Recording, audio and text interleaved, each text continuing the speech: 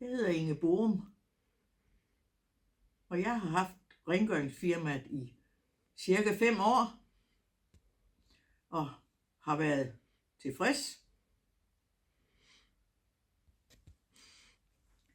De gør mit hus ren, og vi har den aftale, at hvis ikke jeg er hjemme, så går de ind og fuldfører deres arbejde.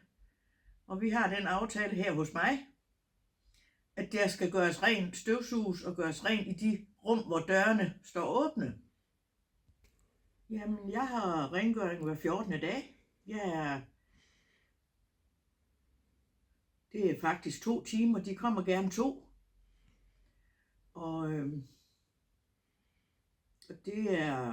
de kommer cirka ved 10-tiden, er ret flinke til at komme til tiden, så man kan lige være hjemme, når de kommer.